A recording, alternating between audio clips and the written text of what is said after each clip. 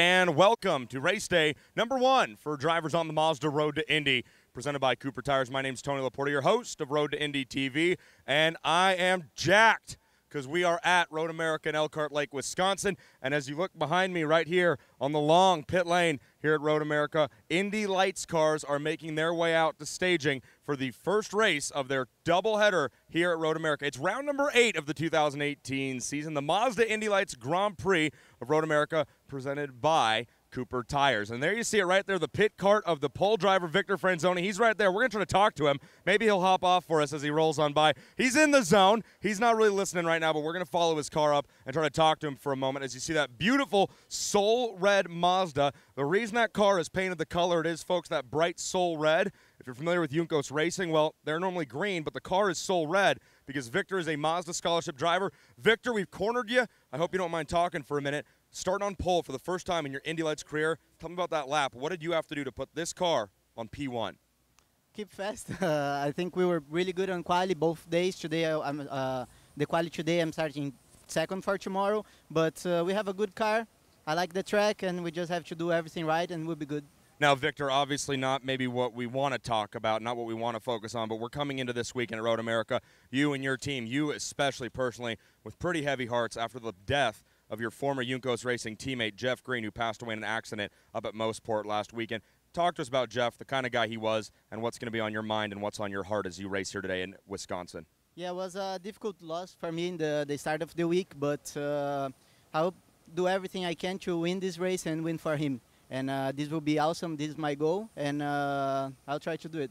Now, Jeff Green stepped up to Race Pro Mazda and essentially financially supported himself and allowed Victor Franzoni to not worry so much about his budget in the 2017 season. Obviously, you won the Pro Mazda Championship, and that is why you're wearing those soul red colors. It's been an up-and-down year for you so far. You're on the pole here. Do you think this will kickstart the second half of the year that you really need to win the championship and ultimately get to IndyCar? Yeah, I think every race we are improving a lot, and I think here was the place that showed that we improved. And now it's time to start to win races, and I think we are ready for this, and let's see. Let's watch and see what happens at the end of the race. Well, we're going to watch and see what happens. I don't think you can afford to watch and see what happens. You got to get out there and pedal that thing. Last year you had great battles here in Pro Mazda with Anthony Martin. You've got a stacked field of very talented Indy Lights drivers. Best of luck. We'll be watching for you. Oh, and hey, if you win this thing, I'll go buy you some cheese curds at the gearbox later, okay? Sounds good. Perfect. Thank you. Victor Franzoni, he's racing for a scholarship to get to IndyCar. But this weekend he's also racing for some cheese curds. So as you look at the rest of the grid starting to fill up here on pit lane, right next to Victor Franzoni is the number 5 from Belardi. That's Santiago Urrutia. Row number 2, she's the Andretti Autosport teammates of Colton Herta and Pato O'Ward. And the rest of the field here at Road America, a stacked grid of Indy Lights drivers. And remember, folks, the Mazda Road to Indy is a scholarship-based program. These drivers are racing to win a championship, and that championship presents them a check that puts them into the Verizon IndyCar Series this coming season. So, folks, we're getting ready to go racing down here on pit lane. It's round number 8 of the 2018 season, the Mazda Indy Lights Grand Prix of Road America, presented by Cooper Tires. Drivers will begin getting themselves set to go. Helmets go on. Of course, first, the earplugs go in, the balaclava. They'll snug down the helmet and then climb behind the wheel of their Dallara IL-15 chassis. Everyone with the same Dallara, the same Mazda power plant, 450 horsepower. Cooper Tires all the way around. The very top rung of the Mazda Road to Indy, presented by Cooper Tires. These competitors just one step away from the Verizon IndyCar Series. For the champion of the program, a scholarship to run next year in the IndyCar program, including the Indianapolis 500, a 3-race program up for grabs. Let's have a look at the grid of the 7 drivers set to go here for the first of 2 Indy Lights races here at the Kohler Grand Prix. Starting in the 7th position from Toronto, Ontario, Canada, in the K-Line Insulators number 28 for Andretti Autosport, it is Dalton Kellett. Kellett starting in 7th. Moving now to row number 3 on the outside from Ohio in the Journey-sponsored number 48, again for Andretti Autosport, Ryan Norman in the 48 starting P6. Moving to the inside of that row now into the top 5. Driver with 2 race wins last year in 2017. He was the 2016 Pro Mazda champion, having scored a dual win here at Road America that year to get himself back in the championship chase. He's a Wisconsin boy, ladies and gentlemen, starting in the 5th position for Bilardi Auto Racing in the Rice Lake Weighing Systems. Number 9, Aaron Tielitz, starting in the 5th position. Moving now to row number 2 on the outside, a driver with numerous wins already this year, a tremendous rookie campaign thus far out of Monterrey, Mexico. And the number 27 machine for Andretti Autosport, Patricio O'Ward, starting in 4th. O'Ward, P4. Inside of row number 2, the driver who comes into this weekend as your point leader. Out of California for Andretti Steinbrenner Racing, 3 wins in a row. He swept the Indianapolis Grand Prix weekend in early May, went on to win the Freedom 100 on the Indianapolis Motor Speedway. Colton Herta in the number 98 machine, starting in 3rd. 1 minute away until we fire up these engines and get these drivers onto the racetrack. On the outside of the front row, coming in from Uruguay, 2 times the runner-up in the Indy Lights program for Bilardi Auto Racing. In the number 5, your off-pole sitter, Santiago Urrutia. On the pole position, however, a tremendous young rookie, the reigning Pro Mazda champion, having run with Juncos Racing last year. He remains with this championship-winning team, taking the seat vacated by the title winner, Kyle Kaiser. The driver starting on the pole position in the Mazda Soul Red machine with that Mazda scholarship. Out of Brazil, Victor Franzoni, Slick Vic in the number 23, starting P1. It'll be Franzoni and Urrutia on row 1, Herta and O'Ward row 2, Tielitz and Norman row 3, and Kellett on row 4. Ladies and gentlemen, wait for this one. This race is going to be exciting. These drivers so evenly matched in these Spec Dallara cars. So much talent here in Indy Lights this year. Ladies and gentlemen, time to fire things off. We have 7 drivers ready to light it up. Ladies and gentlemen, the Cooper Tire Girls with the command. On behalf of everyone at Cooper Tires, drivers, start your Mazda engines. Engines have fired, and we are underway. Ladies and gentlemen, Indy Lights, their first main event of this weekend's doubleheader. 2 alongside each other. Aaron Tielitz starts in the 5th position. Ryan Norman to his outside.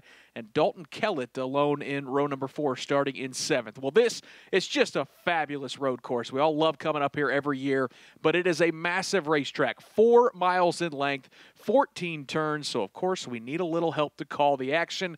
We got 3 of them out there on the racetrack, and down in turn 1, who's going to be calling quite a bit of action on that opening lap. We're hoping it stays clean. Michael Young, I know you've got a really good view of that right-hand corner. Good afternoon, Nick Yeoman. Yes, indeed, I do. The very tail end of this front straightaway can get them right about the start-finish line. They climb the hill out of turn 14. They get to the crest of the hill, which is start-finish line. Then they go back downhill as the Mazda pace car rolls by me. Victor Franzoni, your pole sitter. They will enter turn number 1, which is about, I'd say, a 110-degree turn. Not really a 90-degree turn. It's amazing how much speed they will carry through turn number 1. They will then go across the Briggs and Stratton Tunnel, work their way down to the Track Shack Barbecue at turn number 3. They'll make a right-hander, start working their way back up the hill, and then they will crest turn number 4's hill and drop down into turn number 5 to the view of our very own Dave First. Dave? I'm sorry, Michael, you had me at barbecue. You know, it's known as America's National Park of Speed, and nowhere is that more evident than this section at Road America. Tree-lined on both sides. They head north and downhill. They call it moraine sweep. A total drop of about 60 feet or so, and down through the gears into turn 5. This area is so fast. Back in the day, CART used to go some 200 miles an hour through this section. Indy Lights will go down to 2nd gear before making the left-handed 90-degree turn as I see the field going by me now. One of 3 good passing zones here at Road America. We'll see if anyone takes advantage of that here today. From here, it's under the Corvette Bridge and into another picturesque portion of this great layout and into the view of Jake Query. Hi, Jake. Hi there, Dave. It is absolutely perfect in terms of the weather. Field comes into my view behind the pace car just now, and this is an interesting area of the racetrack, essentially the southwest corner here of Road America. It involves a left-handed turn and then a number of turns technically speaking, but in reality, this 8 through 11 combo is just a long sweeping right-handed turn, basically a keyhole type turn that they will work their way. They are at the bottom of that long circular sweep just now, and then they start to come back into my view as I sit right in the middle of it off to my right-hand side. They start to move downhill just a little bit. They go underneath the Continental Tire Bridge, and then it's turn number 11 to escape this area. That's a right-handed turn, and that escapes my view. But it is tree-lined. There's not a cloud in the sky. Nick Yeoman, it's a perfect day to be here in Elkhart Lake, Wisconsin. How about a look at those conditions? Let's go pit side and check in for the first time with Rob Howden. Yeah, Nick, it's a beautiful day here, as you guys said, significantly warmer than qualifying. It was 61 degrees this morning, 76 degrees ambient temperature right now. Track temperature about 104 degrees. Much different conditions than they qualified on. We'll see if the engineers rolled the dice and came up with the right setup. Only 104 degrees of track temperature. Weren't we just in Texas when it was like 137, 140 degrees? Still a beautiful day and a great racetrack to go racing on. Yeah, but the temperature delta, as Rob documented there, is huge. Is a huge swing from this morning and a huge swing from yesterday. So it really tends to grease up a lot under those conditions and make the cars float all over the track. So yeah, it really is a question of what have the engineers done to make sure these cars don't fall off that badly. Mazda pace car pulls off just prior to the entrance of turn number 14, and the field of 7 bring their cars onto the front straightaway as we are set to go racing for 20 laps or 50 minutes here at Road America. Victor Franzoni driving for Juncos Racing. He's the reigning Pro Mazda champion on the pole for the first time in his career. He accelerates, and the 6 cars behind him do as well. Little bit of wiggling from Ryan Norman further back, but they'll see the green flag, and it's Victor Franzoni who will lead the field into turn 1.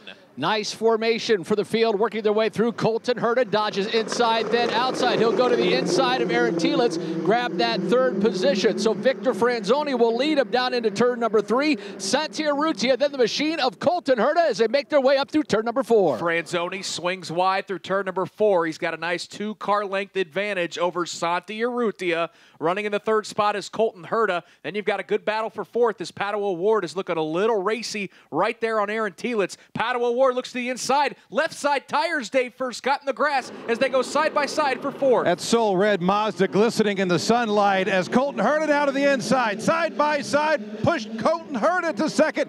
Santiarrutia down to 3rd as they pass under that Corvette bridge. So now Colton Herta sets his sights on the leader, that is Victor Franzoni. Franzoni kicks up a little bit of dirt. Herta manages to keep the car a little bit more on the racetrack. They start to go side by side in the back of the field. Ryan Norman and as well Dalton Kellett, and Norman is going to manage to hold on to that 6th position. Kelton in 7th.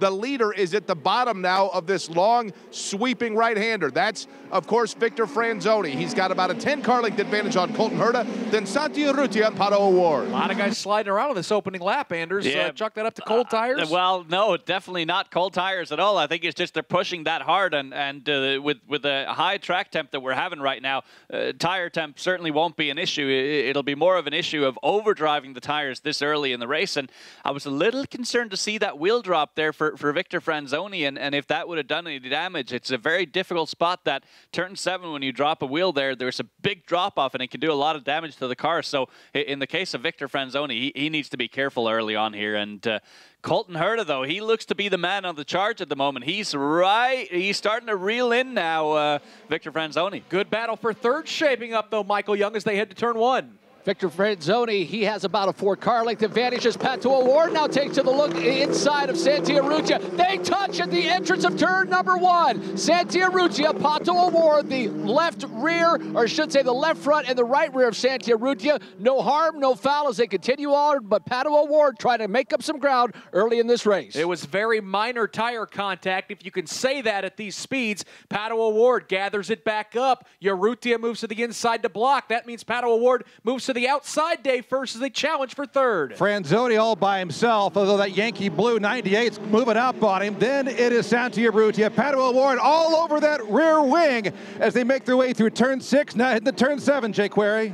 We'll take a look at that battle for 3rd. It's a good one. It is Urrutia and as well Pato O'Ward. And again, they look like one car. O'Ward starts to pop to the outside, but Urrutia is right there. He cannot make the move as they enter in now through turn number 9. O'Ward again in this battle for 3rd, trying to close in on Urrutia. Franzoni and Herta comfortably in 1st and 2nd. No gain of ground at this point for Pato O'Ward. As a matter of fact, Urrutia gets just a little bit more room And now all of a sudden, Aaron Telitz wants to look at that battle. Definition of hounding the back of that 5 car, right? Well, also definition on how to not manage your tires. I mean, this is lap 2, and Santi Urrutia had a huge lockup coming into turn 6, and now overshoots the braking zone for Canada corner and slips it sideways. I mean, come on, guys. There are no pit stops here. We can't be doing this on the opening laps, and track position's always important, but you can't do what these guys have been doing for much longer, because they'll wear these tires out in a matter of 5 laps here, and then they'll have nothing for the final 15 laps. So really, they've got to pick their battles, and I know things get heated. It gets personal when you're fighting with someone, but yeah, to me, the crews got to be screaming to them on the radio saying to calm it down, because this is smart on 0 level. And Michael Young, that gap now from 2nd back to 3rd has grown quite a bit with those 2 battling. Indeed, and then 3rd to 4th at Pato O'Ward. I think Pato just taking a moment to reel himself back in and get those tires cooled back down to fight again with Santi Urrutia. That gap between 3rd Santi Urrutia and then 4th Pato O'Ward, about 2 car lengths. They start to work their way up to turn number 5. Yeah, they make their way underneath the Sargento Bridge. Here comes Pato O'Ward. Dave Furcy popped to the outside. He's going to complete that pass, heading to turn 5. Pato O'Ward to the inside, now protecting that position over Santi Urrutia. Then it's Aaron Telitz about 4 car lengths back, another 4 car lengths back to Ryan Norman as they head your way, Jake. Leader is still Victor Franzoni, and when he comes into this area, I am essentially, if you will, in a peninsula surrounded by racetrack. And as Franzoni, with Herta getting closer behind him, starts to navigate his way around it, he looks off to his right, and real estate is at a premium. Tents, campers, flags, all waving, and waving now, watching Victor Franzoni sweep go passing by. Then Colton Herta behind him. They've got a sizable gap before you get to Pato O'Ward. And Anders, that's the thing, that gap, sure, Pato O'Ward needs to save those tires, but every lap, every corner that he would have waited getting around Santi Urrutia, it allows Franzoni and Herta to pull away. It's really a tough game that guys got to play. Yeah, it does, but it's going to be a game of give and take here as far as the tires are concerned. So I think if I'm Pato O'Ward right now, I'm going to think back to IMS road course, and what lost him those races or a chance at podium contention was the fact that he pushed too hard too early. So if he remembers back to IMS road course, he'll think to himself, I just need to take it easy here, knowing that the leaders, if they keep pushing this hard, are eventually going to fall back into my clutches. So you have to make a decision early on here, because if you go for broke on the opening few laps, unless there's a caution or something to let you cool down your tires, you're going to be in big trouble towards the end of the race. And that battle for the lead, Michael Young, is tightening up front. Colton Herta really starting to dodge Victor Franzoni a little bit. Stepped out that time by and just let Victor know that he is there. I think Colton was really on the charge. That opening lap was really a couple of good moves there as he got to that 2nd position. He's got a good car. We remember back to Indianapolis, he fell back in the field and worked his way to the front. I think we might see that same type of move today from Colton Herta. He's within a car length. He moves to the outside. Dave first looking for the lead. He's to the outside, but the play is to the inside. So Victor Franzoni able to hold on to first, but now it's the over-under by Colton Herta. He looks like he's got the advantage as they go under the Corvette Bridge through turn 6, now headed to turn 7. Franzoni's going to have his hands full when they enter in here into the carousel area. Herta is right there on him. As a matter of fact, right in the shadows of Victor Franzoni. Franzoni makes that left-handed turn. Herta is right there with him. Colton Herta had told me yesterday that this is a rhythm track that is just muscle memory, and right now that muscle memory working through the gearbox, trying to reel in on Victor Franzoni. Franzoni gets a little bit of room at the exit of the carousel. Call it about a 6-car length advantage. Victor Franzoni's gotten a little bit better week in, week out in these Indy Lights cars. He is a rookie. He's never felt a challenge quite like this, though, Anders. Yeah, no, this is going to be difficult here. And for Colton Herta, he's been here to Road America in an Indy Lights car in race conditions before, so he knows exactly how much the tires are going to fall off. So for Victor Franzoni, hopefully his engineer, Yancy Diottelevi, is telling him every step of the way, just keep conserving your tires. Obviously, fend off Colton Herta as much as you can, but not to the detriment of your tires, because these laps are going to get longer and longer and longer as the tires fall off here. Franzoni is your leader. Herta runs 2nd. Pato O'Ward runs 3rd as the leaders head to turn 1. Victor Franzoni, about a 2-car length advantage over Colton Herta. Now Colton trying to get underneath that rear wing as he drafts him down that front straightaway. Still about a 2-car length advantage as Victor Franzoni has a back end step out ever so slightly. That'll cost him a little bit of ground. So it's Franzoni, Herta, Pato O'Ward. Those are your top 3 going into turn number 4. Yep, that big wiggle, Michael, might have been the opportunity Colton Herta needed, because he's closed to within 2 car lengths as they make their way down towards turn number 5. Herta's using the draft. It was looking looked like one car heading down to 5. Herta moves to the outside. Dave first looking for the lead again. A little push to pass that time for Colton Herta, but he's to the outside. Again, Victor Franzoni is able to protect the inside line. That means Colton Herta moves back a couple of car lengths. He'll settle for second for now. Some a quarter mile or so for me in terms of the view to the north to watch this. And when I do so, literally, it looks like one car entering the carousel because Herta is right there and closes in when Franzoni has to slow down just a little bit entering the carousel. But that momentum of that long sweeping right hand, that turn 9, turn 10 area, that's where Franzoni manages to get that gap back. As a matter of fact, he has it once again now. They work their way now into the kink of turn number 11. 4 laps in the book, 16 to go. Let's check in on pit lane with Rob Howden. Yeah, standing here watching with the guys from Uncos Racing here, Nick Yeoman, and just really watching what's happening here with the second-year driver Colton Herta. Of course, Franzoni, the rookie, he's trying to win his first race. Remember, this is the second season for Colton. He got a lot of mistakes out and away last year. This year, he's trying to minimize those mistakes. That's been his focus. One thing he's showing here right now is some pretty solid poise. Of course, push to pass here for Indy Lights, not like the Verizon IndyCar Series. You cannot use it in defense. It's only for offense. So right now, that's what's in the arsenal for Colton Herta. He's got push to pass when he wants it. He tried it down to turn number 5 last time by. Couldn't quite get the job done, but here comes Herta trying to get on push to pass once again to turn number 1. To look to the inside does Colton Herta. Victor Franzoni, that lead now down to 1 car length. The back end steps out on Victor Franzoni this time by. But make a note, Pato O'Ward as that battle between Colton Herta and Victor Franzoni shapes up. Pato O'Ward now starting to join that battle. Yeah, there's no doubt about it that every lap that Colton Herta waits to get around Victor Franzoni, Pato O'Ward closes. O'Ward's about 8 car lengths back, but here comes Colton Herta. 3rd straight lap day first. He's challenging to the outside. Same song. This time it's a different verse, as this time Colton Herta completes the pass. So Colton Herta leads here at Road America. Victor Franzoni second, Pato O'Ward third, Santi Urrutia, Aaron Tielitz, Ryan Norman, Dalton Kellett. All of a sudden, when they come into the carousel area, it is Colton Herta that greets the fans with Victor Franzoni behind him. Franzoni, by the way, got a little bit loose, kicked up dirt. Pato O'Ward got by him. So now Victor Franzoni falls back to the 3rd position. He's going to try to go to the outside, make it up on O'Ward. They are side by side at the bottom of the carousel, literally side by side. Herta starting to leave both of them in the dust. O'Ward manages to close that door, and Victor Franzoni falls back to 3rd. Anders, walk us through what just happened there. That was wild. Man, oh man, that was absolutely crazy. And I think Victor Franzoni just picked up a little bit of dirty air going through turn 7, got a bit wide and obviously off the track. And that gave O'Ward the opportunity to sneak by him. But Pato O'Ward had a big lockup going into turn 8 in the brake zone to try and fend that position off. And I wouldn't be surprised if he's got a fairly significant flat spot on that left front tire. So we should pay close attention to that. And Victor Franzoni, he's dropping like an anchor here. So not sure if he has some sort of issue there from that drive off the track. Yeah, it looks like he may fall into the grass here in the next lap or two to Santi Urrutia, who is charging in 3rd. Let's go back to pit lane and check in with Ryan Marine.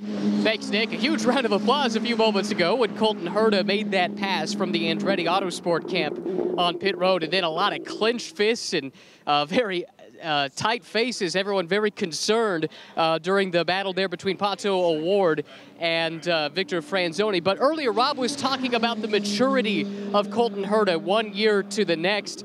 And it's interesting to see because 1 year ago in this first race here at Road America, Colton Herta qualified towards the back of the field and really struggled to make progress. He talked a great deal in the offseason about finding a way to improve his racecraft, his race pace relative to his qualifying pace. We know how good he was with that last year. It seems like he's really made some strides, and right now he's out leading the field. Anders, how tough is it for a driver like Victor Franzoni? You got passed for the lead, then you made a mistake. How do you gather it back up? Yeah, you just got to mentally reset completely, and it certainly is a very difficult thing to do, especially when you've gone off track, because then your mind's automatically going to go to, is there anything wrong with the car? Have I bent the push rod? Have I done anything that makes the car feel or drive worse? So it is a very difficult thing, but right now he's just really got to refocus and focus forward and try and be on the push to pass, get in the push to pass zone on Pato O'Ward to be able to get ever closer again. So certainly difficult situation for him at the moment. And Rob Howden, I want to bring you in for a second because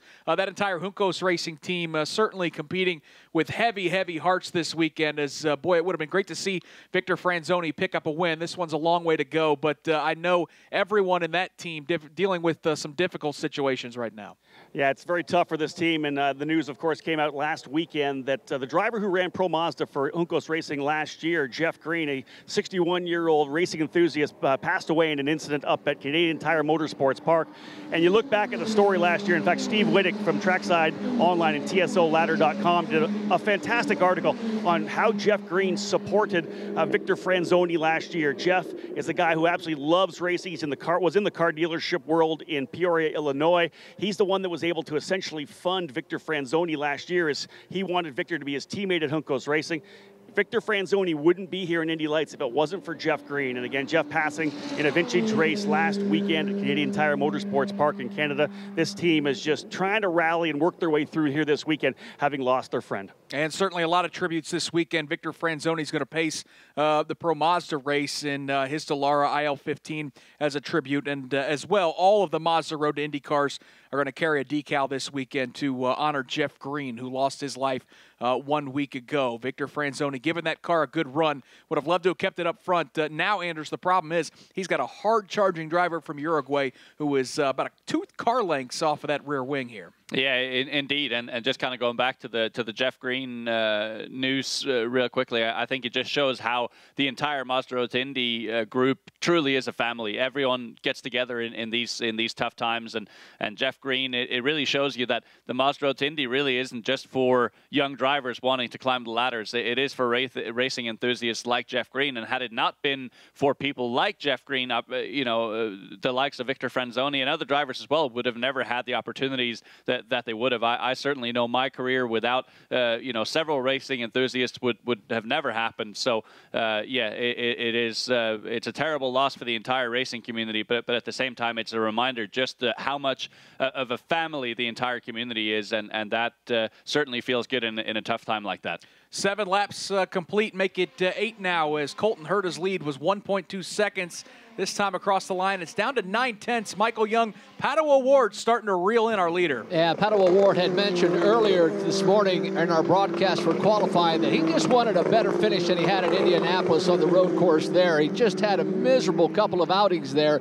This time we're starting to see Pato O'Ward, I think, pace a lot better. Pushed it hard in the early stages, but as we approach that halfway point, I think he has a car to potentially challenge Colton Herta towards the end. Yep, no doubt about it. Herta, it's about 6 car lengths, maybe 7 or 8, Dave, first they head to turn 5. I call it 7 car lengths or so. It's almost as if O'Ward maybe, to conserve those tires a little bit, just fine to settle in just a little bit here, as now Victor Franzoni for third. He's put a bit of a gap on Santi Urrutia, followed by Aaron Tielitz and Ryan Norman.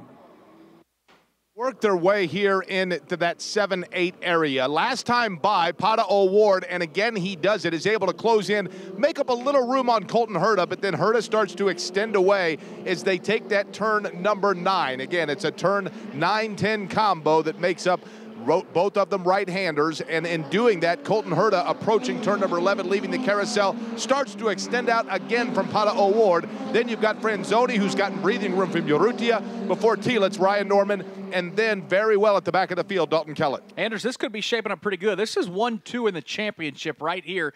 Maybe battling for a race win. They're certainly going to be battling for the championship over the next few months. And I know that they're both racing for Andretti Autosport, and obviously they would have had some team orders in the way of don't take each other out. But certainly as this championship comes to a close, there's going to be no love lost between these two, and they're going to fight each other harder and harder. And I think that the very interesting thing about these two is just how different their driving styles is. And I actually talked to them a little bit about this, and just how Colton Herta has a little bit more of a pushy driving style, meaning he wants the rear end a little bit more secure, whereas Pato O'Ward wants a car that's very, very free. And over a qualifying run, typically a car that's very free and on top of the surface can be very, very quick. But I think part of the reason why Colton Herta has been better relatively in the last few races is because he's got that car a little bit more secured during those long race runs. So it'll be interesting to see here in the latter half of the race exactly what happens and if that becomes the trend, or if Pato O'Ward maybe has adjusted his car a little bit more similarly to the car of Colton Herta. It was 0.9 of a second. Rob Howden, now it's down to 0.5 of a second.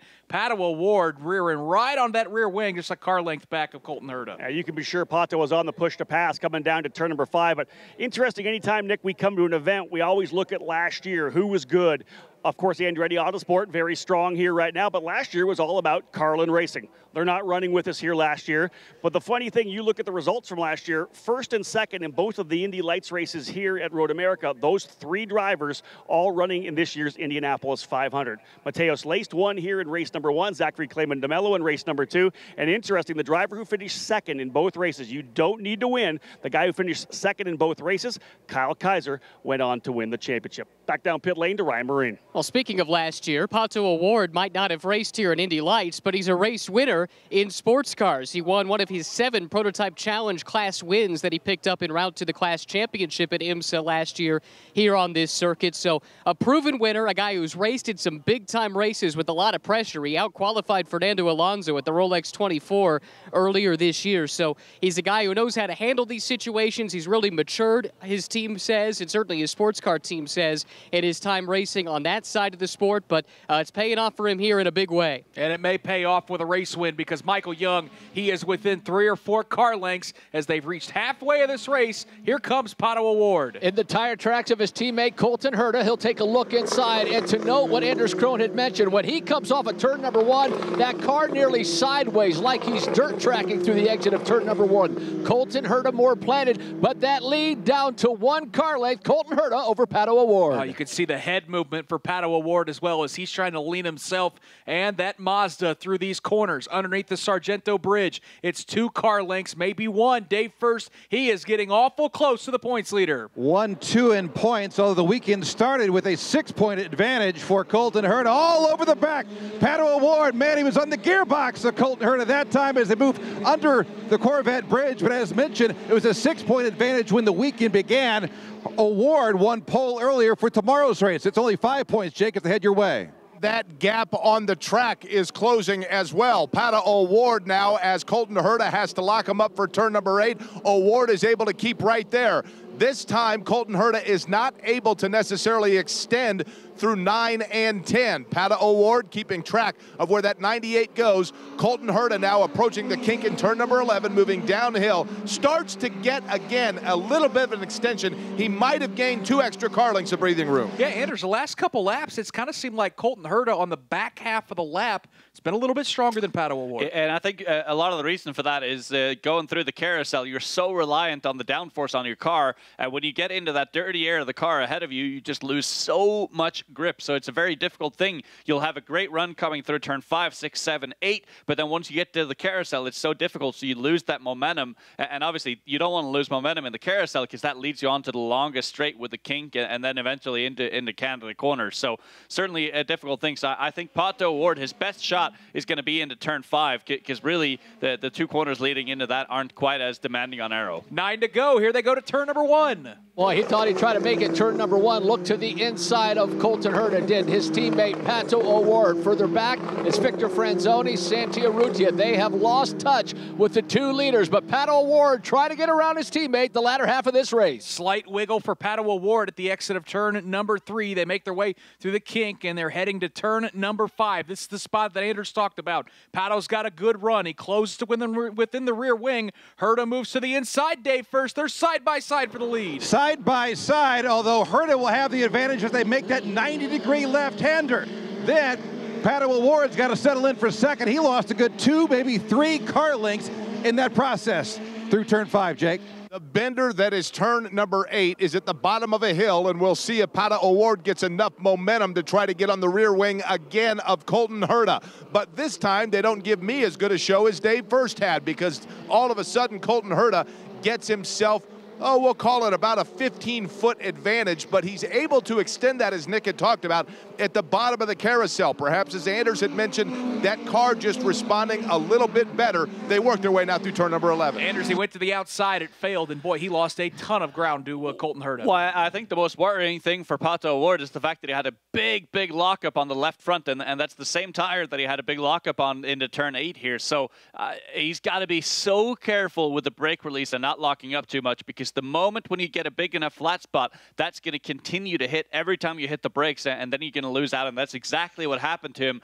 at Indianapolis Motor Speedway on the road course. So I think he's just got to be so careful now, and maybe when he's running in dirty air, he can just move his brake bias slightly more to the rear to make sure that he doesn't lock those fronts, because you can easily be out of contention. And look who's actually closing the gap now quietly. Victor Franzoni. The gap was some 3.7 seconds a couple laps ago, now down to 2.8. So he's loving the fact that these two are battling it out. Yeah, certainly all of our attention was on the front two as that battle for the lead tightened up, but Franzoni's done a nice job of putting a 1.6 second gap over Santi Urrutia, who had to be relegated back to the 4th position. So a podium may still be within reach for Victor Franzoni. Santi Urrutia, as we mentioned, runs in the 4th spot. Aaron Telitz, who is from Wisconsin, the hometown guy, running comfortably in the 5th position. Ryan Norman, runs in the 6th position. And Dalton Kellett sits in the 7th spot. Pato O'Ward, he's got to gather it back up, but clearly, Anders, turn 5 does look like the spot that he's going to have to get around. Yeah, exactly, because it kind of gives you 2 long straightaways to build that momentum. The one is coming out of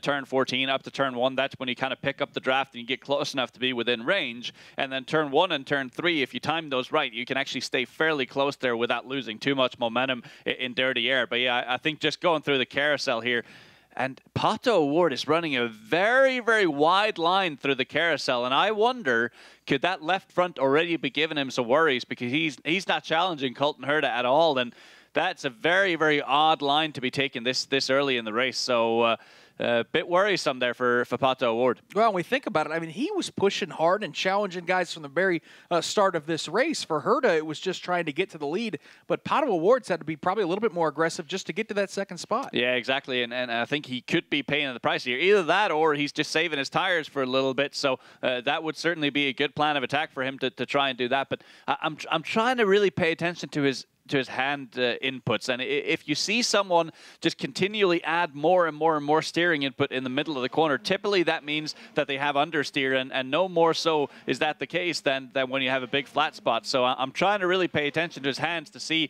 if that flat spot is already an issue for him. It's 1.2 seconds, the gap from Colton Herta back to Pato O'Ward. 1 and 2, Rob Howden, in this championship. Yeah, Nick, they're getting on the radio with Victor Franzoni right now. His engineer, Yancey Diatalevi, telling him that Pato O'Ward is out of push to pass. Right now, Franzoni about 0.2 of a second quicker a lap. He needs to get to within 1.5 seconds to be able to activate that 50 extra horsepower. So Franzoni's up on the wheel right now. He has 15 activations still to go.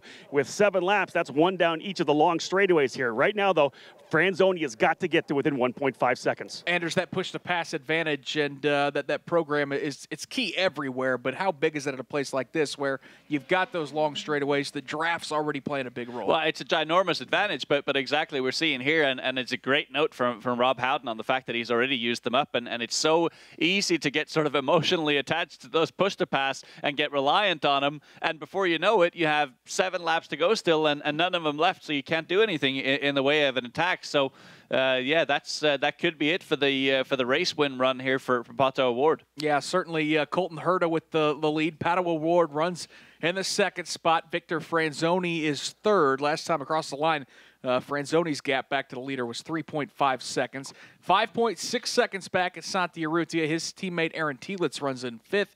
Ryan Norman, Dalton Kellett runs 6th and 7th. Let's check in with Jake Query out on the course. Interesting thing to see here in the carousel. Anders, perhaps you can touch on this. I noticed that nearly everyone last time by, when they were exiting the carousel, which is, of course, getting set to move to an elevation change downhill before they get to that left-handed that right-handed kink in turn number 11.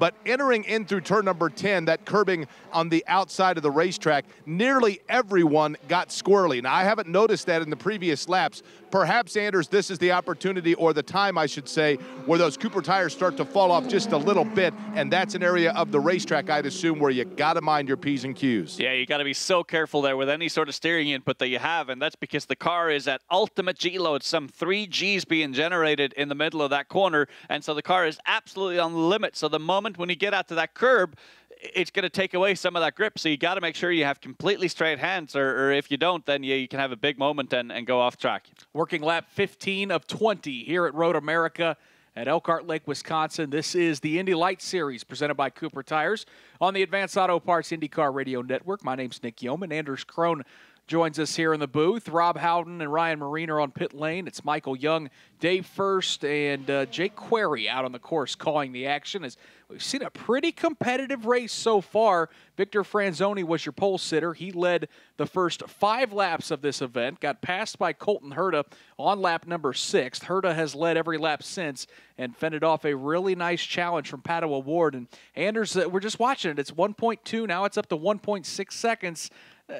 Colton Herta's starting to pull away. Yeah, he is indeed, and using his experience to get used. And I think Pato O'Ward's probably going to go to the series and lobby for more push-to-pass at the end of this race and see if they can change that for tomorrow. But no, very, very nicely put together run so far for Colton Herta, and exactly picking up where he left off last year, really. And you know, early on this year, I know we had some concerns going through St. Petersburg and Barber if you know, Pato O'Ward was potentially just going to run away with the championship. But Colton Herta has responded, and he has responded oh so strongly. And right now, yeah, he's looking like the man on a mission. Michael Young, that lead continues to grow, 1.7 seconds with 5 to go here at Road America. And I'll tell you the observation, Colton Herta's line has not changed, but Pato O'Ward's has, where he would get sideways coming out of turn number 1 at the exit. A lot less, I should say, a lot more conservative of a line through there, almost as if he's lifting midway through or at the entry and not really getting back on the throttle, causing the back end to step out. And I think every time he tried to keep on that rear wing to get that opportunity to attack in turn 5, kind of losing that now with that less aggressive run through 1. Yeah, that's the thing, Dave First. While everyone else has been pushing and getting sideways, that 98 car has been pretty planted to the racetrack all day. Just as you say that, a little brake smoke coming out of the back of Patricio O'Ward. He's doing everything he can to try to make up some ground on Colton Herta. It's just not happening at this point in the race. Colton Herta with a big advantage here at Road America, Jake. Yeah, and Colton Herta looks very clean as he enters here into the carousel, takes that lefty that is turn number 8, does so without any problem whatsoever. O'Ward, to his credit, does essentially the same. Looks like the rear of O'Ward's car might be a little more free entering the carousel. Colton Herta still with no problem. He comes through that area I talked about where some had gotten loose. O'Ward went just a little bit more to the bottom of the racetrack. Everybody, though, cleanly in through turn number 11. Colton Herta's lead, 1.79 seconds here with about 4.5 laps to go. And Anders, you talked about picking up where he left off a year ago in terms of that maturation process. Picking right back up where he's been the last 3 races. It's unreal. Going 4 for 4. It's unreal, and I think he's just feeling so good in the zone right now. Him and Doug Zister have built such a good relationship over the last couple of years, and really, really coming into his own. And I think he's probably comfortable with the setup direction that he's going with the car every single weekend. He knows that there needs to be a difference between the qualifying setup and the race setup, and we could very well see him ride a wave of momentum here and just carry on. And for obvious reasons, all of a sudden, his name going to start to be brought up in some of the silly season rumors because we've reached that time of the year. Oh, sure. And don't forget, if he wins the championship, he also gets a casual $1 million check. Right. That'll guarantee him an entry in the Indy 500, as well as at a minimum of 2 other races. With what team? That's obviously a to be determined. But I know that there's a lot of want and wish for them to be with Andretti, you know, though moving up together. Yeah, well, you think about some of the names. The obvious one would be Andretti Autosport because he drives for him now. Certainly, do they have the opening, though? It doesn't look like it right now. Ray Hall, Letterman Lanigan, that name's been tossed around. He ran a BMW for Bobby Rahall's sports car team here recently. Oh, Santi Urrutia, what are you doing? Dave First, Santi Urrutia got really wide there in 5. Looks like he might lose a position. He got really wide, hard on the brakes, might have even flat spotted the tires, and all of a sudden he's now in a defensive mode here at Road America. And all of a sudden, Santi Urrutia now, who was trying to reel in on Victor Franzoni, perhaps get himself a podium, he's got all kinds of business behind him from Aaron Telitz, his teammate. Anything that might have happened there in front of you, Dave, I think Urrutia might have gotten it corrected because Telitz was not able to close all the way in on the rear wing. But a bit of a moment there late in the race. Santi Urrutia out through turn number 11. Yeah, he gathered it back up, but boy, that was a pretty hairy moment down there in turn 5, Anders. Yeah, it was indeed, and just I think outbraked himself. And it can be a very easy thing to do if you're on the last couple of laps here and maybe you're not as laser focused as you have been, or you just kind of settled into your position. It can be so easy to just outbrake yourself a little bit, or maybe not make as much of an adjustment in the cockpit as you need to as the tires wear off here. But yeah, he got away with that one, and luckily for him, with as few laps as there is to go, hopefully that flat spot for him won't affect him too badly. Well, it has been a rough weekend for Dalton Kellett this weekend, as he's been kind of struggling for pace. And who we got? Ryan Marine. You can see that 28 car coming to pit lane right now. He just brought it in to the attention of the Andretti Autosport crew at a crawl. His lap times had been going the wrong direction the last few laps, and perhaps a flat tire the reason for it. They're going to go ahead and change the front 2 Cooper tires. They're bolting them on now, but Dalton Kellett, the weekend has not gone to plan so far. The pole sitter for the Freedom 100, looking to try and salvage a little bit of something here, but not a whole lot of time left to do it. Up front, that lead, Anders, has ballooned to 2.8 seconds for Colton Herta over Pato O'Ward. And, you know, we talk about the future for Colton Herta.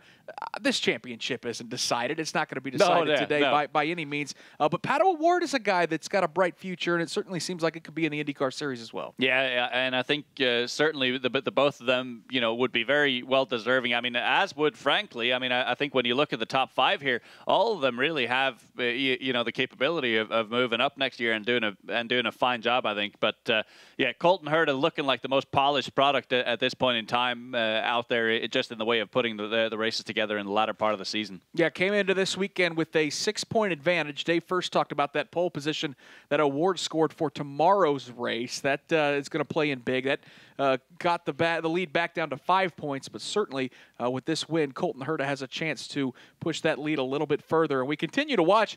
Aaron Telitz doesn't let Santi Urrutia get away, and they're not too far behind Victor Franzoni. We may possibly have a battle for the final step on the podium, although we are running out of time. We're going to see 2 laps to go this time. And I'm looking at the push to pass here and seeing that Aaron Telitz only has 2 pushes left to go, and Santi Urrutia has none. So that means that yeah, Aaron Telitz really only has, you know, 1 or 2 attempts to really get the job done here, but he needs to be within that 1.5 seconds. So question is, can he be close enough coming into turn 1 and into turn 3 here to make something happen? Yeah, he's hustling Michael Young. Let's take a look at that battle for 4th as they head to turn number 1 with 2 to go. About 3 car lengths the separation between Santi Urrutia, he's the 4th place driver, and his teammate Aaron Telitz in 5th. They take the same line at the exit of turn number 1. I noticed it about 3 laps ago. Telitz was starting to make the charge a little bit. That was the lap that Santi Urrutia made the mistake. Let's see if Telitz can close that ground with almost 1 lap to go. Meanwhile, the leader, Dave, first heads to turn 5 with a lap and a half to go. It's almost as if he's a back marker. He's got so much space in between himself